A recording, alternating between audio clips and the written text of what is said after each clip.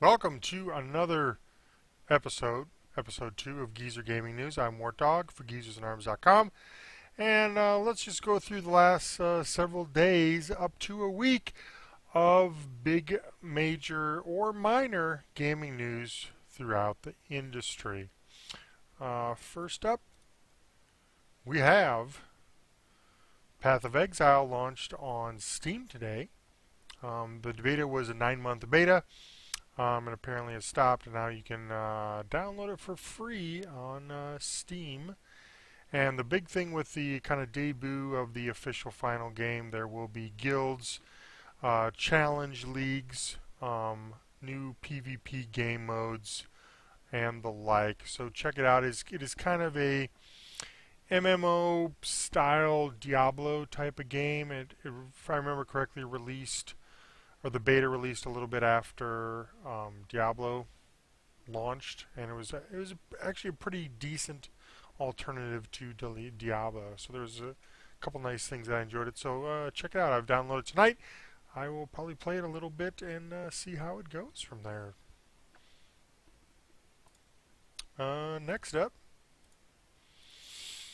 for all you EverQuest fans out there, looks like EverQuest Next Landmark has beta signups currently that are open to the public.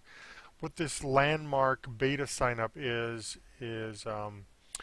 it's players can get in, and if they are selected from a pool of applicants, you can be one of the people that design and create some of the probably thousands of items that are going to be in EverQuest Next. And if you remember correctly from a video a while back when they first showed EverQuest Next, it is the next evolution of an EverQuest MMO, and you will be able to have destructible and persistent destructible environments throughout the match, which is kind of cool. So hey, if you want to destroy some land bridge or a tree or whatever, a building, yeah, I don't know how long the destruction will last, if it's all instanced, or if it's, hey, once it's down, it's down. I can't believe that once it's down type of scenario, but maybe there's like a timer of while you're in that instance of time, for whatever time you're in there, everything will be totally exploded and destroyed. And maybe there's like a 24-hour timer that resets the world. I don't know. I can't imagine that they would have an MMO where, hey, this building that is still a cosmetic building is destroyed, and for the duration of the entire game ever, it's destroyed. I just can't believe that would be the stipulation. But it's still a walk in the right direction. Oh, this thing's kind of a pain in the butt. Sorry about that. Alright, that's better. So yeah, check it out. I think there's an open, there's a sign up to do that if you want to create some items in an MMO. Next big thing is Star Citizen, that new Chris Roberts game that he has been working on for a while. He is the Chris Roberts from the Wing Commander series. It was kind of the creator / designer of a lot of those games. So it's a heavy sim or space sim type of game. And so he's recently released a video that showcases one of the purchasable starfighters you can get in the game, which I think, if I'm reading this correctly, you could actually, the store is up now. It's odd enough, the store is up for a game that is not out, and I don't know when it'll be out, maybe next year, but that's really odd. I guess that's part of their crowdfunding / Kickstarter type of thing. But it's a good about 3-minute video of the Hornet starfighter, and supposedly if you have the right television or monitor, they also have a 4K version of the video. Looks like it was shot in 4K originally. I think I think you can absolutely view it on YouTube if you have the GPU horsepower and monitor to view it. So if you do, check that out. It looks pretty dope. I'm seriously thinking about buying into this game. I think there's a fighter that I saw. It's about 65 bucks, which is kind of about what I want to spend on this. I am terrible at space sims, but this looks like the real Battlestar Galactica sim that I kind of like, and a little Starship Troopers kind of sprinkled in a little bit. So that's kind of neat. But yeah, check that out.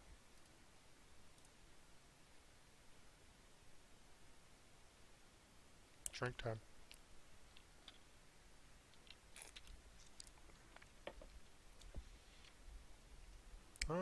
Next up,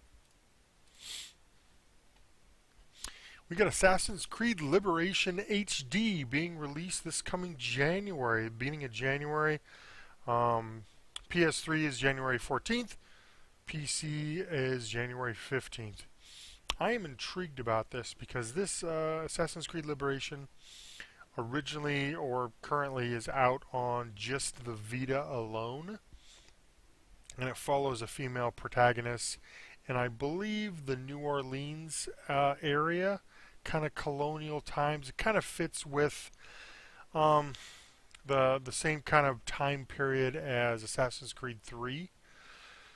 But there was middling reviews. It didn't get the best reviews. It was decent, obviously for a handheld. So if they roll this sucker out as an HD version per se, I think they said it's going to be 20 bucks. Yeah, 20 bucks. And they said they're going to add 15 new missions and kind of rework the game a little bit, according to the feedback of some of the reviews. That might be a pretty, awesome, different game, and for 20 bucks, kind of a brand new Assassin's Creed storyline, I seriously might pick this up. Yeah, and you can currently pre-order the PC version on Steam, which I think, yeah, it's out beginning January. So check that out if you are a crazy Assassin's Creed person.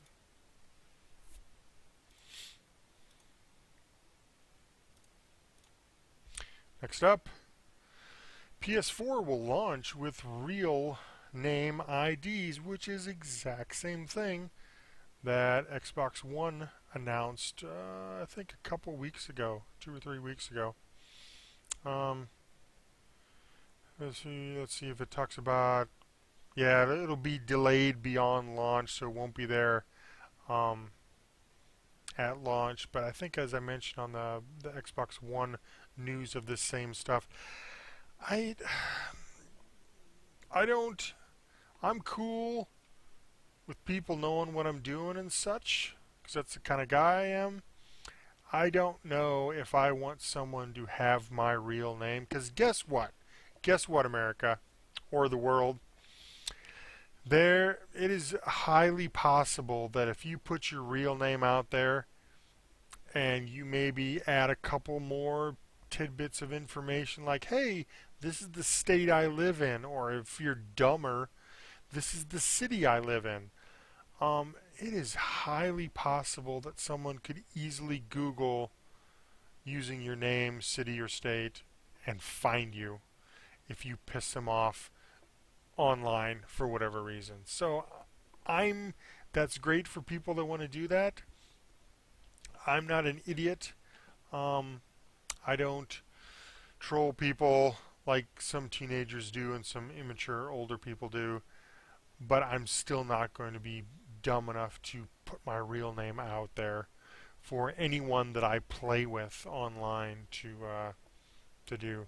I may do that.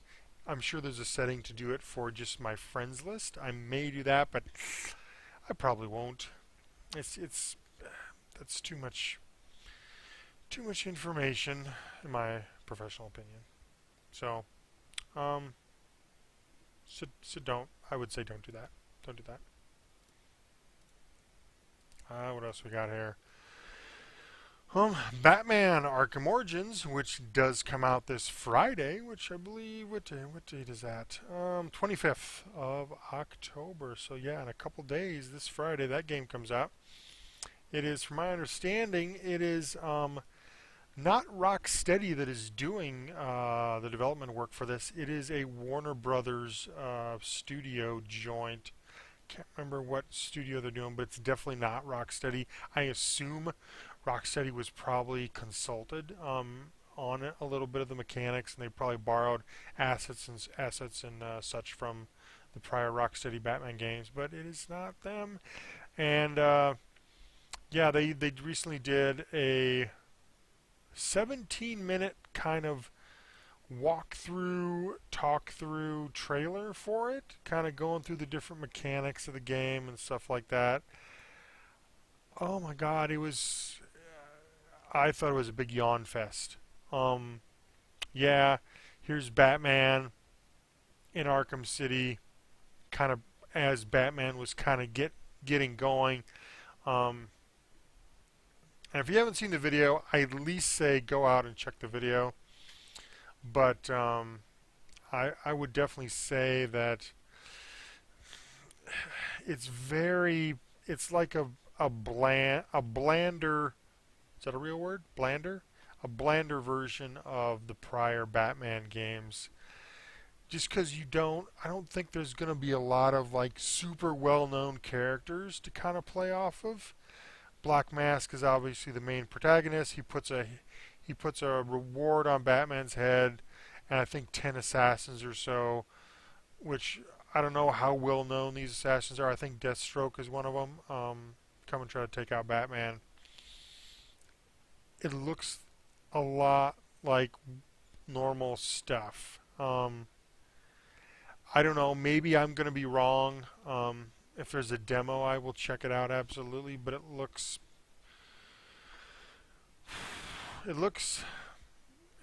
boring, as in the vein of Assassin's Creed 3 is boring. Am I all right? I'm going to take that back. In the same vein that Assassin's Creed Revelation was boring to me.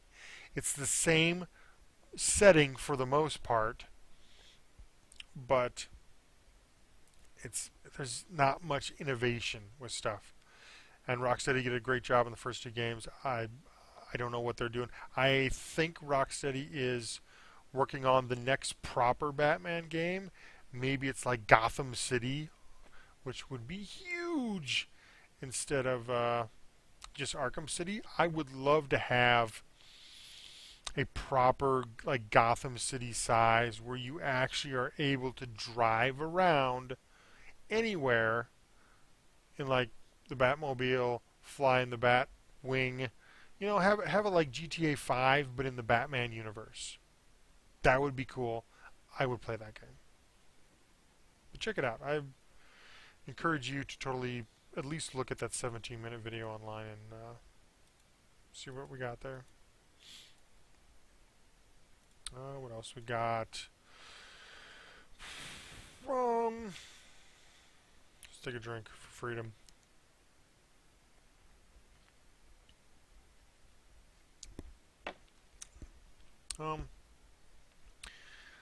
Looks like they give a little explanation about the design of the DualShock 3 controller and the DualShock 4 controller for the PS3 and 4. They gave kind of a little dissertation here about the Gran Turismo folks. Who is it? Polyphony Digital. Who did I think what two and now three maybe Gran Turismo games on the PS3. Kind of was forcing Sony's hand, saying the sticks themselves were too stiff for a racing game where you would always be overcompensating, kind of going back and forth across the road. You couldn't do kind of gradual motions like you would normally do in a racing game with like a wheel or technically real life. So they kind of told Sony, hey, we're big. We're a very, very, very Sony type of developer. We got a lot of clout behind us at the time when they're designing this stuff going into PS3 from the great games that they had on the PS2. We need those thumbsticks to be a little more loose.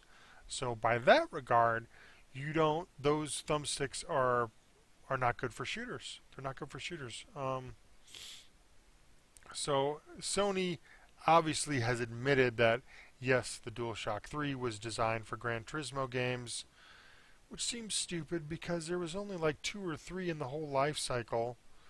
I don't know how well they sold, but they did say we're kind of going back to the drawing board. We're doing the PS4 controller or the DualShock 4 controllers, and those are going to be designed for shooters themselves, which is super awesome to hear from me because I love shooters way more than driving games. So that just tells me Killzone Shadowfall at launch, when I hopefully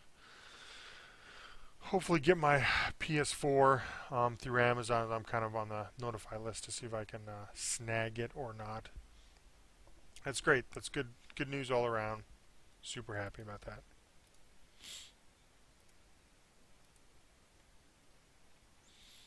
Next up, there was a recent story trailer that came out for Killzone Shadowfall that kind of goes through the different storyline. From what I saw about the trailer when I watched it, it touches briefly in the beginning of the trailer on the events that happened at the end of Killzone 3.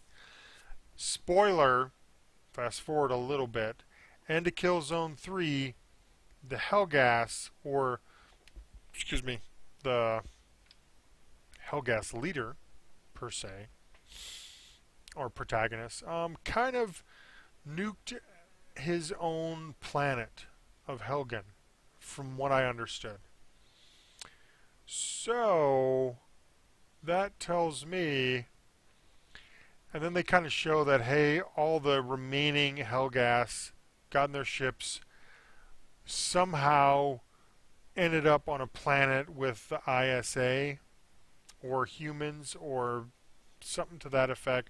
So technically there's this huge wall on the planet, and they are kind of divided by this wall, and they're trying to live together in peace and harmony, and stuff like that. Which is why the setting is so different. It's more of a modern setting. It's not all just grays and browns like the last 2 Killzones have been. Trees, foliage, vibrant cities, stuff like that. And I think the Hellgas are supposedly going to try to take this new planet. I don't know if it's Earth. It might be Earth. It might be a different planet that the ISA is on. I can't remember. But that's kind of what it seems like to me. Check it out. It seems very interesting. Definitely a departure from what the last 2 games were. And it looks really pretty. Can't wait to play that on the PS4.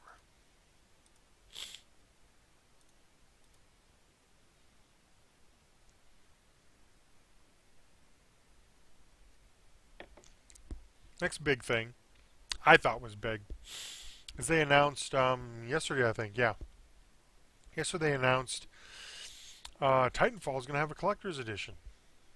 And it's going to have 190-page art book, which that's kind of standard fare for any collector's edition that is substantial in any regards. My Old Republic collector's edition has an art book. I've never opened the stupid thing. It's fine, I guess. I suppose it's I guess a good coffee table book, I suppose. I bet there's someone out there that gets these collector's editions and has tons and tons of these game art books. And in that regard, I think that'd be pretty cool. But I'm not spending a large amount of money just to get art books. It's me. But in addition to the art book, you do get a poster of a Titan. You know what we used to get in the good old days, a poster. And there's a statue, an 18-inch Titan statue diorama that is LED lit, battery operated lighting. And it looks pretty badass. I'm looking at the picture right there. It's pretty badass. The price is $249. 249 bones. I don't know if that is worth it. It looks cool in every regard to have an 18-inch mech type Titan with a bunch of different soldiers kind of running around. There's a soldier that's on his back, kind of holding on for the ride. Man, for brand new, I mean, it is the former Infinity Ward guys doing this, and all multiplayer videos of it have been phenomenal. Tons of awards at E3. If this was $150, I would absolutely jump on it. I could buy several additional games to play on my Xbox One or PS4 for that matter if I just get the standard $60 version. I don't know how, I can't do math very well. I don't know how many extra games that is if you just buy the standard version, but it's cool. I got burned bad when I got that collector's edition Old Republic, and hey, a couple months later it's free to play. But I got a big statue of some Darth, some Sith warrior person that is currently back there in a box on a shelf. That may or may not be worth something. I guess it's Star Wars, so maybe it will be worth something someday. Since I don't think Star Wars Galaxies, when that came out, that was early 2000s. I don't think that came out with any collector's or edition with statues or anything, but maybe it did. No, I don't think it did. I don't think it did. No. It'd be interesting to try it. Yeah, 250 bones. Love to see it in person, but I don't know if I'd love to own it.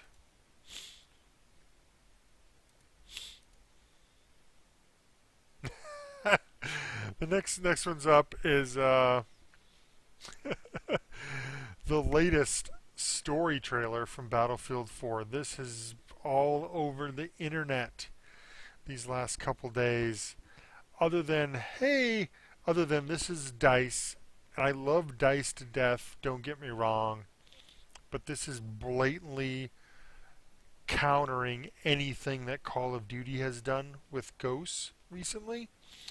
They are basically telling the world, hey, our multiplayer is awesome, but hey, guess what? Guys, we have a story mode. We have a campaign. Remember us? I mean, Battlefield 3 campaign was okay, but nothing. It was fine. It was okay. But hey, guys, over here. And then you got to see this trailer. There's some weird moments. There's, again, spoilers if you haven't seen it, but it's been out for a little while. It's been out for a couple days. You have to see it even if I spoil a little bit. But there's a girl that's in your a lady soldier that is in your squad. She talks to the other male soldier in your squad, says something to the effect of, "Hey, do you have a problem with the girl in your squad?" And he goes, "No, I have a problem with assholes in my squad." Like, haha. And to me, that's a direct shot or bullet point, because they've announced in Call of Duty Ghosts you can be a female soldier in multiplayer. That to me is a shot there. There's another weird shot that is totally out of context, and I don't know why it's in there, of a large African American soldier bending down to give a apple to a small white girl, a little kid, like 5-year-old white girl. That seems out of place, and just the whole scene itself seems really creepy and out of place. I don't know why that's in there. I don't remember Ghost having anything to do with little girls or anything. I don't know why it's in there. And the final part, which everyone's talking about, is you can officially, in the campaign of Battlefield 4, punch a dog. Punch a dog. They show a quick scene, a quick snippet of a soldier on top of a dog, as if wrestling him to the ground, giving him a good old punch. Don't know if he killed him. Don't know the context, why the dog is there, why the soldier is pissed at the dog. But he easily punches the dog in the video, which in my opinion is 100% shot. at Call of Duty Ghosts, where they were always like, hey, look at Riley. Here's a whole video of what Riley does in the game and how you control Riley. That's absolutely, I think that was hilarious, and I think that was brilliant. Because, man, Activision was really leaning hard into, guys, we have a dog you can control, like a soldier dog. That's cool, right? Yeah. Kind of going through these rest of these quick. The DualShock 4 for PlayStation 4 will be compatible with the PS3, not wirelessly, but through a USB connection cable. So as I mentioned earlier, the DualShock 4 is way more geared to shooters. So the prospect of being able to use that on shooters that you may have on the PS3 is very interesting, and I want to see that. I believe the DualShock controller will also work with the PC to some degree, the Vita TV, and obviously now the PS3. So they're kind of catching up to the versatility that the Xbox 360 controller has been and probably always will be with the Steam community as kind of the de facto controller.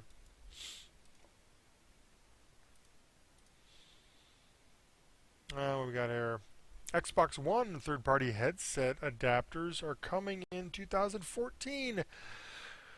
And recently, you may have seen, kind of with the launch of when the Xbox One was revealed, Turtle Beach said, "Hey, we got two new Xbox One headsets." Not a lot of details about it. They thought they were going to be out this fall, and apparently, any headset you plug into the 360 directly, directly for chat purposes for the most part, will require this USB digital adapter that plugs into the controller itself, because it's digital now, it's not analog like the old stuff was. And even brand new headsets that are designed for Xbox Ones or even older ones you may have from the 360 need this adapter. And I think all the new headsets are going to have it packaged in, and I think you can buy the adapter separately. So that's the deal with headsets for the Xbox One. Couple more stories left. To a lesser degree, if anyone out there has played DC Universe Online, which I've played and started it in various PCs and PlayStation 3 sessions several times. It's supposed to get a huge graphical upgrade sometime in November, especially for the PC and PS3, and obviously the PS4. We'll have it built in as ready. There's no word on when the PS4 version's coming out. I will definitely try that. I think they're redoing some of the missions initially when you're level 1 to 30. So, for the 20th time, I will start another game of DC Universe Online, probably on the PS4 when that comes out, just to check that out. And last but not least, news of the day is that Shadowfall, Killzone Shadowfall, will not be launching with a lot of key features that have been in past Killzone games. There will be no co-op mode anywhere at launch, and there will be no split screen anywhere in the game ever. From my understanding, no split screen ever. Co-op, they said there will be their plans that Guerrilla Studios will be releasing after launch a wave-based co-op mode into the game. And also because they're going to be launching the Warzone modes where users can create custom Warzone maps and content and missions and stuff like that. There will be no vehicles that will be allowed in these multiplayer sessions, strictly because vehicles in smaller maps that are not built for vehicles is dumb and stupid, and it just doesn't translate very well. It's like putting vehicles in Call of Duty maps. They tried it once in Call of Duty World at War with some of the tanks.